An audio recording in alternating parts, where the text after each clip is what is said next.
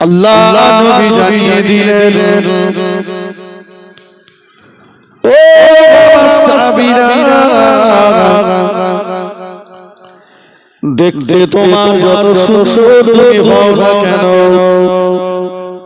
তামাম পৃথিবীর মানুষ তোমার চেহারা দেখে মুগ্ধ হতে পারে। তামাম পৃথিবীর মানুষ তোমার রূপে পাগল হতে পারে। তামাম পৃথিবীর মানুষ তোমার প্রেমে মুগ্ধ হতে পারে। আমি রাসূলুল্লাহ জানিয়ে দিলাম, দেখতে তোমায় সুন্দর হলেও তোমার ওই মানব দেহের ভিতরে এক গোশতের টুকরা আছে। ওই গোশতের টুকরাটা যদি নাপাক হয়ে যায়, গোশতের টুকরাটা যদি পচে যায়, গোশতের টুকরাটা যদি দুর্গন্ধ হয়ে যায়, পৃথিবীর মানুষেরা তোমার চেহারা দেখে তোমার প্রেমে পড়লেও আল্লাহ পাকের দরবারে তোমার কোনো মূল্য নাই।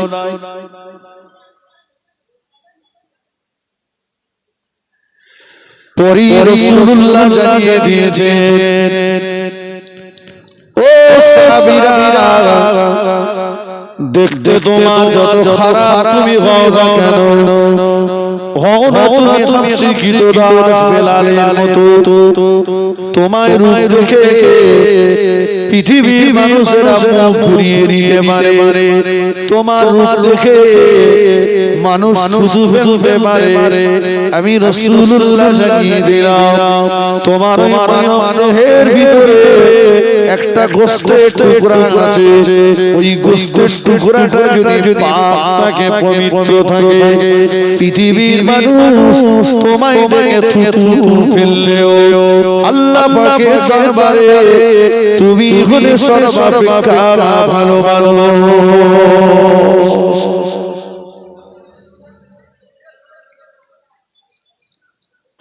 সাহাবীরা বললেন, ইয়া রাসূলুল্লাহ, ওই গোশতের টুকরাটা কি? রাসূল বললেন, আলা ওয়াহিয়াল কলব, ওটা হচ্ছে মানুষের অন্তর। ভাই, তাহলে এই হাদিস শরীফ থেকে এটা বোঝা গেল, অন্তর যার ভালো আল্লাহর কাছে সে ভালো। ঠিক কিনা? দেখতে খারাপ হলেও অন্তর যদি ভালো হয় আল্লাহর কাছে তার দাম আছে। আর চেহারাই ভালো, অন্তর খারাপ আল্লাহর কাছে ওর দাম নেই।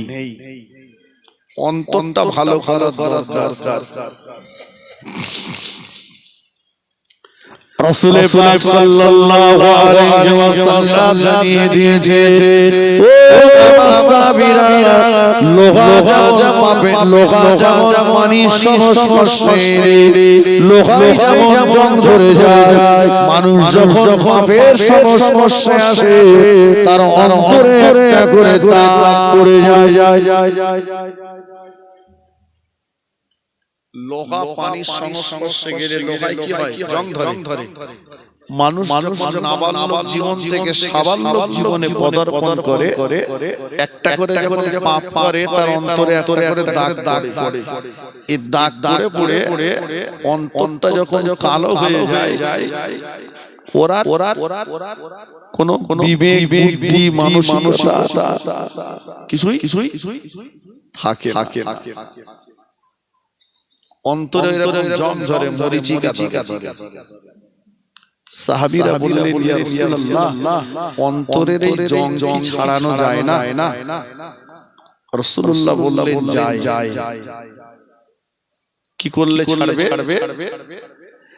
আল্লাহ নবী বলেছিলেন, ও সাহাবীরা, অন্তরের জং যদি ছাড়াতে হয় কাসরাতু যিকরিল্লাহি ওয়া তিলাওয়াতিল কুরআন, তোমরা অধিক পরিমাণে আল্লাহ পাকের জিকির করো, অধিক পরিমাণে আল্লাহ পাকের জিকির করো। আল্লাহর জিকির করলে, কোরআন শরীফ তেলাওয়াত করলে অন্তরের জং পরিষ্কার হয়ে যায়। সুবহানাল্লাহ।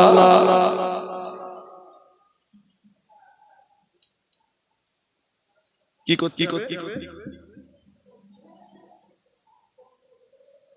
একটু কথা বলে যে অন্তরে জং পরিষ্কার করতে গেলে অধিক পরিমাণে জিকির করতে হবে আর কোরআন তেলাওয়াত করতে হবে। তাহলে কি কাজ কাম বাদ দিয়ে সব এখন আল্লাহ আল্লাহ করি চলে খানকায় যে জিকির দু প্রকার, একটা হলো জিকরে লিসানি আর একটা হলো জিকরে কলবি। একটা জবান থেকে আল্লাহ বলা আর একটা অন্তর থেকে আল্লাহ বলা। বুঝেননি?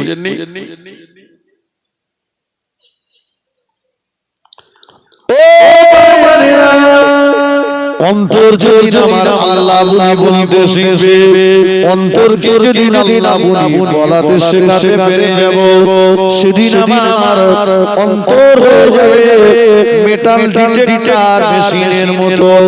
সেদিন ওই জাকিরের দ্বারা অন্যায় কাজ হবে না, পাপের কাজ হবে না। ও ভাইরা, মসজিদের জিকির করা এ জিকির অবশ্যই ভালো, খানকায় বসে জিকির করা এ জিকির অবশ্যই ভালো, জিকিরের জামাতে বসে জিকির করা এ জিকির অবশ্যই ভালো। তবে এর চাইতে আরো বড় জিকির হলো জমিন আকাশ ছাটার সময় আল্লাহর জিকির করা।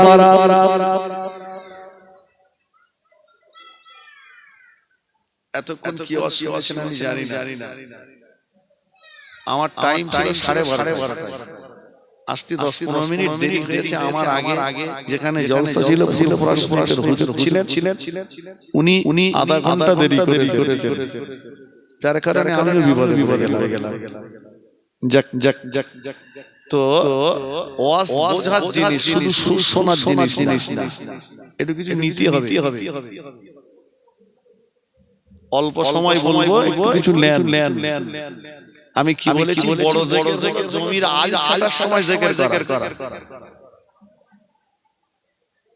এখন আপনারা বলবেন তাহলে জমি যখন আল কোপাতে যাব তখন কি আল্লাহ করতে যাব? জিকির মানে হচ্ছে স্মরণ। জিকির মানে স্মরণ। কোদাল দিয়ে মাঠে চলে গেলাম,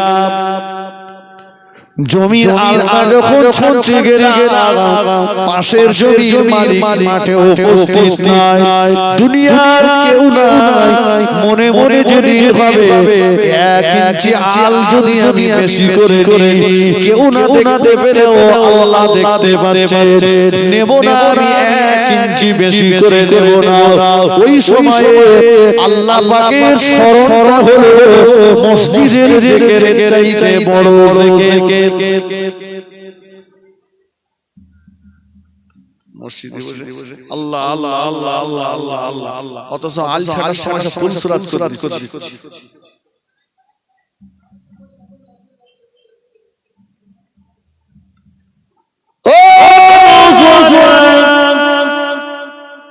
দাড়ি পাল্লায় যখন মাল তুলবো, ওজন যাওয়ার সময় না খরিদ্দার আমাকে দেখতে পাচ্ছেন কি পাচ্ছেন না, ওটা আমার লক্ষ্য নয়।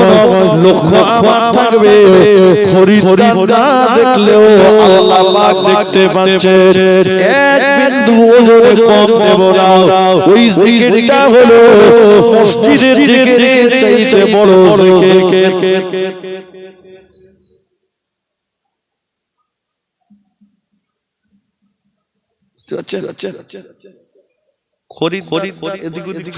মাল কম দেবো,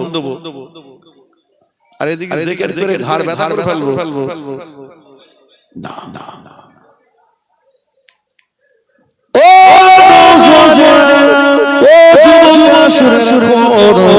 ফসল যখন আমি তুলেছি, পটল তুলেছি, বেগুন তুলেছি, সবজিগুলো যখন বাজরায় সাজাবো, ভালো ভালো মালগুলো উপরে দিয়ে মাথানি দিয়ে মাঝখানে কিছু বুড়ো মাল ঢুকিয়ে দেব, আবার কিছু দিয়ে দেব। ওই খরিদ্দারকে ধোঁকা দেওয়ার সময় আমি এটা ভাববো, খরিদ্দার না জানলে আল্লাহ পাক জানেন বাজরার ভিতরে আমার কি আছে। ওই মাল সাজানোর সময় জিকিরটা হলো মসজিদের জিকিরের থেকে বড় জিকির।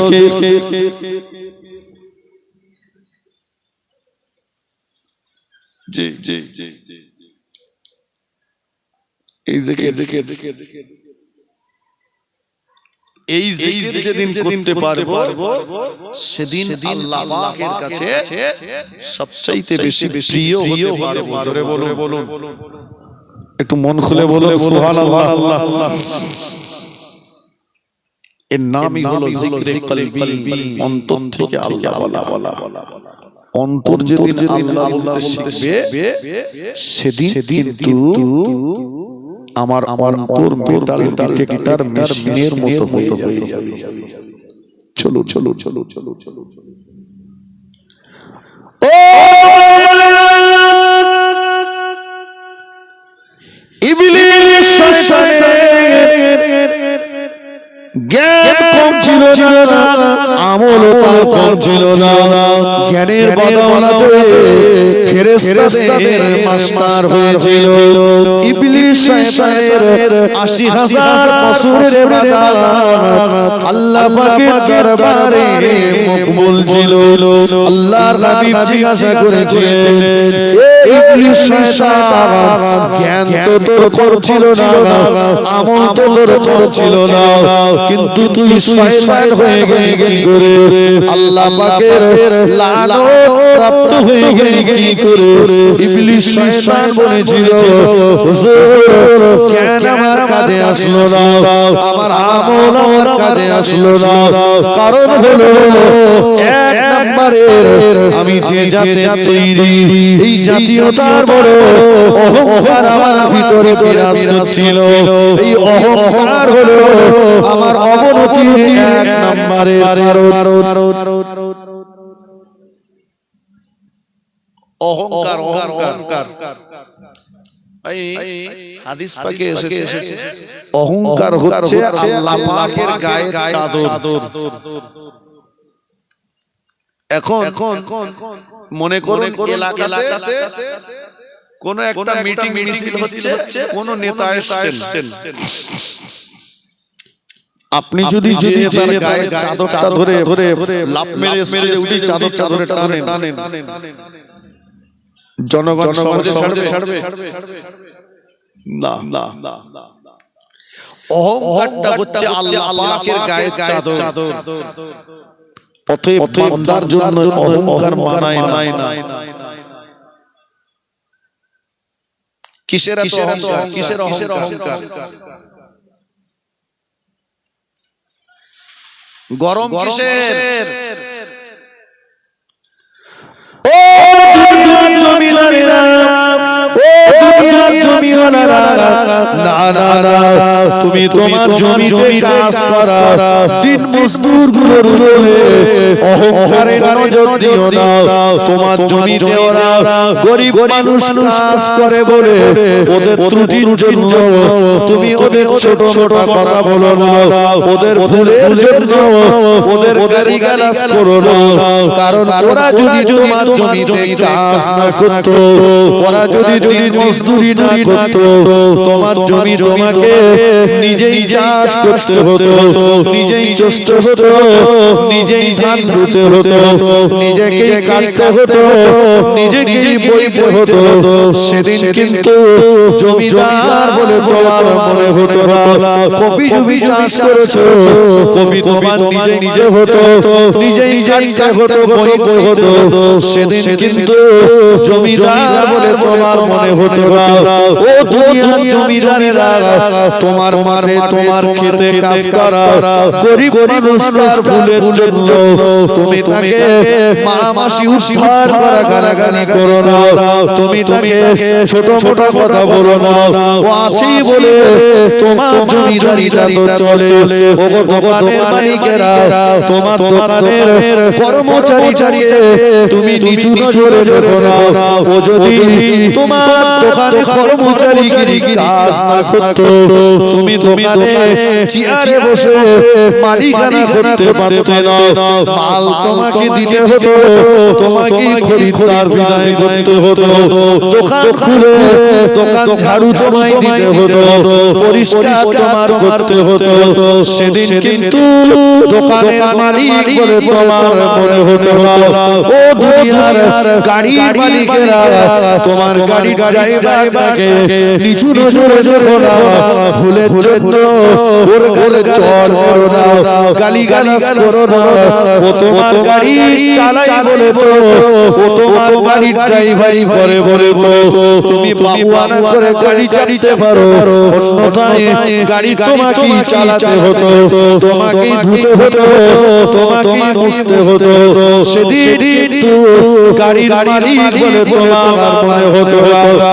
ও দুনিয়ার বড় লোকের মেয়েরা তোমার বাড়ির কাজ করা ওই গরিবের মেয়েটাকে ভুলের জন্য তার গালে চড় মেরো না, গলা ধাক্কা দিও না, কারণ ও তোমার বাড়ি কাজ করে বলে ওকে বড় লোকের নিয়ে তোমার থালা বাসন মাজতে হয় না, তুমি আরাম করতে পারো। ও যদি তোমার বাড়ি কাজ না করতো, থালা বাসন সময় মাজতে হতো, উঠোন তোমায় ঝাড়ু হতো, সেদিন কিন্তু বড় লোকের নি বলে পরিচয় দিতে পারতে না। ও দুনিয়ার বড় লোকেরা ওই মেথরটাকে নিচু নজরে দেখো না, ও মেথরগিরি করা কাজ করে বলে তোমার বাড়ির বাথরুমটা তোমার পরিষ্কার করতে হয় না, অন্যথায় তোমার বাথরুম তোমাকে পরিষ্কার করতে হতো। ও দুনিয়ার বড় লোকেরা তোমার ছেলের বিয়েতে, তোমার মেয়ের বিয়েতে, তোমার বাড়ির অনুষ্ঠানগুলোতে শুধু বড় লোকদের দাওয়াত করো না, গরিব মানুষগুলোকে বাদ দিও না। লুঙ্গি পরা বলে ওদের নয়নে দেখো না, যাদেরকে তুমি তোমার ছেলের বিয়েতে দাওয়াত করেছো, যাদেরকে তুমি তোমার মেয়ের বিয়েতে দাওয়াত করেছো, তুমি কি জানো না যেদিন তুমি মারা যাবে ওরা কবর খুঁড়তে জানে না, কোদাল চালাতে জানে না, ওরা কেউ তোমার কবর খুঁড়তে আসবে না, ওরা কেউ তোমার কবর খুঁড়বে না। আজকে লুঙ্গি বরাবরে যাদের তুমি বাদ দিয়েছো, কোদাল কানে করে নিয়ে এরাই তোমার কবর খুঁড়তে আসবে, এরাই তোমার মাস কাটতে আসবে। অতএব না গরিব বলে এদেরকে বাদ দিয়ে দিও না। মনে রাখো রাসূলুল্লাহ জানিয়েছেন ওই মজলিসে না যেও না যে মজলিসে কোন গরিব মানুষের দাওয়াত হয় না, যে মজলিসে গরিবের দাওয়াত হয় না, ওই মজলিসে আমার আল্লাহ পাকের রহমত নাযিল হয় না।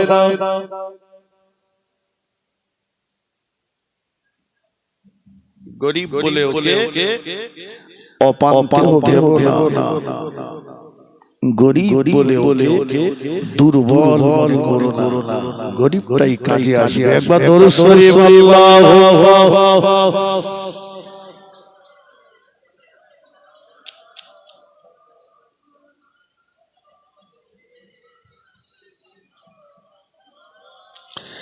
একটু মোহাব্বত করে পড়েন, আল্লাহুম্মা সাল্লি আলা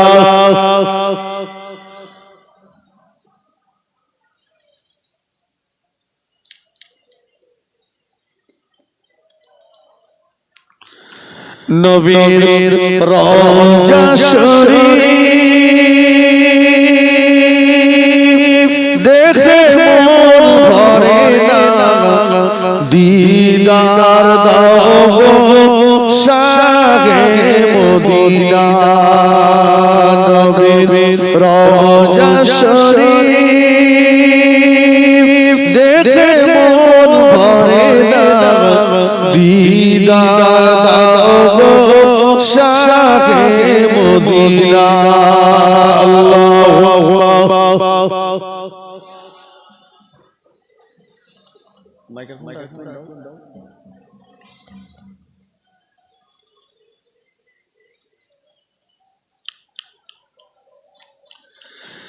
আরশের মেহমান করেছেন আল্লাহ, কত শান কত মান মোর ও গো মদিনাওয়ালা করো করুণা দিদার দাও গো শাহে মদিনা নবীর রওজা শরীফ দেখে মন ভরে না দিদার দাও গো শাহে মদিনা আল্লাহু আকবার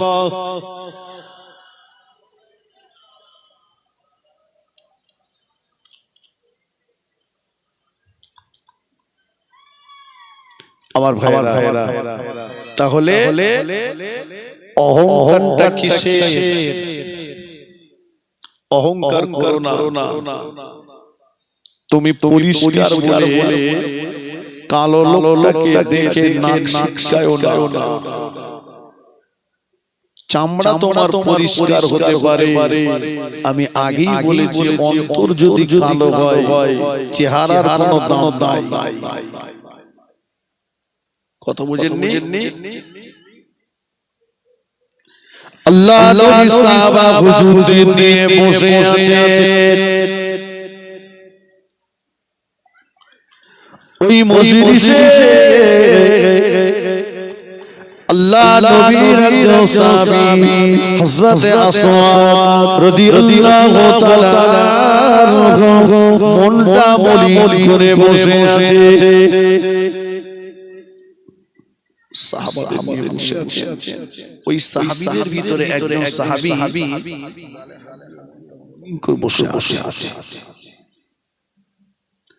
আল্লাহ নবী বললেন ও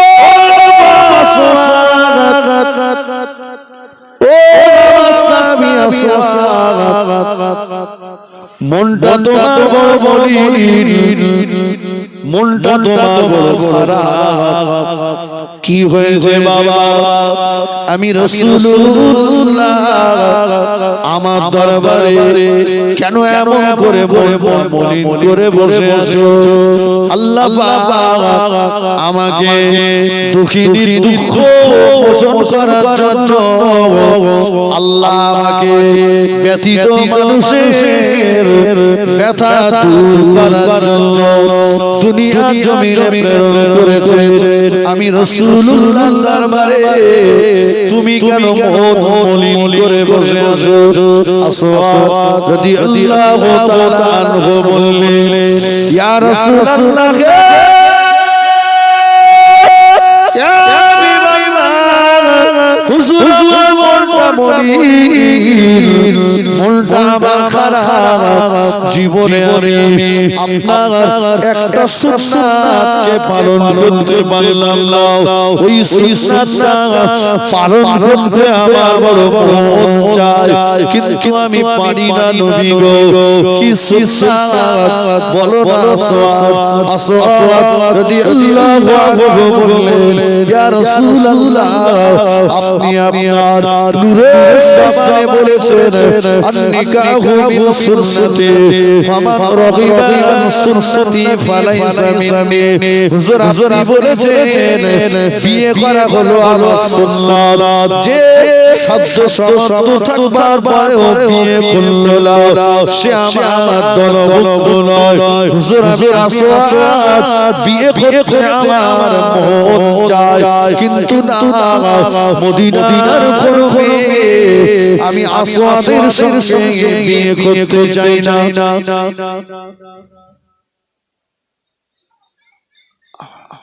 মনে দুঃখ বলছে হুজুর আমার ইচ্ছা ওই সুন্নাতটা পালন করব কিন্তু মদিনার কোন মেয়ে আমাকে বিয়ে করতে চায় না কেন আমার গায়ের রং কালো আমি কালো তাই কোন মেয়ে আমাকে পছন্দ করে না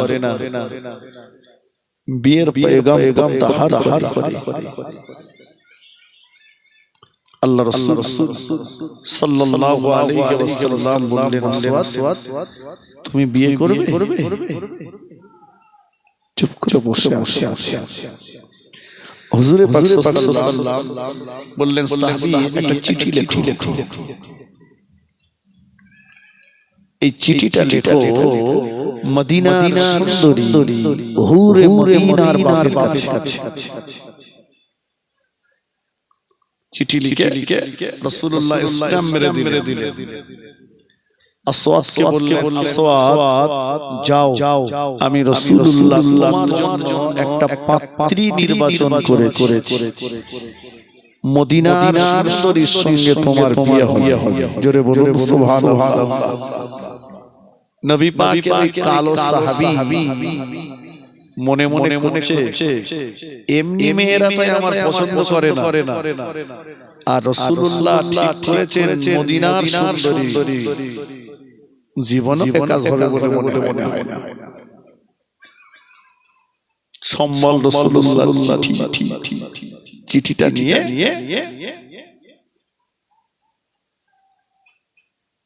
মদিনার সুন্দরী হুরে মদিনার বাড়ি দরজায় যে সালাম দিলেন, ও মদিনার সুন্দরী হুরে মদিনার আব্বা জান বাইরে বার হয়ে আসলেন। নবী পাকের সাহাবী আসওয়াদ রাদিয়াল্লাহু তাআলা আনহু আল্লাহ নবীর দেওয়া ওই চিঠিটা হুরে মদিনার আব্বা জানের কাছে দিয়ে দিলেন। হুরে মদিনার আব্বা জান চিঠিটা আলাদা করলেন, দেখেন আল্লাহ নবী লিখে দিয়েছেন, ও সাহাবী তোমার মেয়ে হুরে মদিনার আমি রাসূলুল্লাহ আমার মুহাব্বতের সাহাবী আসওয়াদকে পাত্র নির্বাচন করে দিলাম। তুমি নিজে হাতে তোমার মেয়ে হুরে মদিনার সঙ্গে আমার সাহাবী আসওয়াদের বিয়েটা দিয়ে দাও।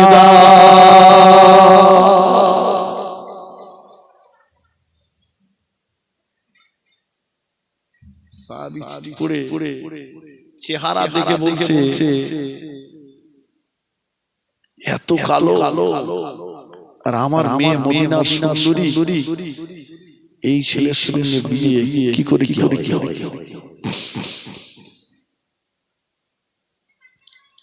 আসওয়াদ রাদিয়াল্লাহু আনহুকে বললেন, আপনি যান রাসূলুল্লাহর দরবারে, আমি চিন্তা ভাবনা করি, পরে জানাচ্ছি।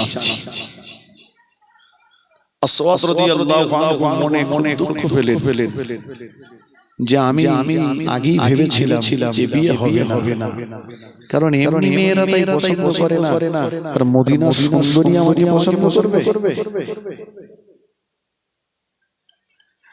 হুজুর আমার মনে করে হুরে মদিনার বাড়ি থেকে পার হয়ে যাচ্ছেন। ওরে মদিনা ঘরের ভিতর থেকে আওয়াজটা শুনতে পেয়েছেন, বাইরে বেরিয়ে আসলেন। আব্বা জানের সামনে হাজির। আব্বা জান, ও আব্বা জান, কি ব্যাপার? কিছুই বুঝতে পারলাম না। নবী পাকের সাহাবী বড় আনন্দ করে হাসি মুখে আমাদের বাড়িতে চলে যাওয়ার সময় মনটা মনে করে চলে যাচ্ছে। কি ব্যাপার? কিছুই বুঝতে পারলাম না। মদিনার সুন্দরী হুরে মদিনার আব্বা জান বললেন, বেটি যে সাহাবী এসেছিলেন আমার রাসূলুল্লাহ ওই কালো সাহাবীর সঙ্গে তোমার বিবাহ ঠিক করেছে। ওই কালো সাহাবীটাকে তোমার পাত্র হিসেবে নির্বাচন করেছে।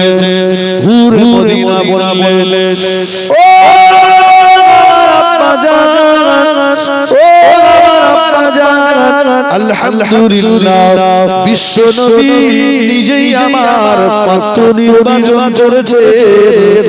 আমার মতো সৌভাগ্যবান আর কে হতে পারে? আব্বা জান, আপনি আসওয়াদকে ফিরিয়ে দেবেন না। আমি আপনার হুরে মদিনা এই বিবাহে আমি রাজি হয়ে গেলাম।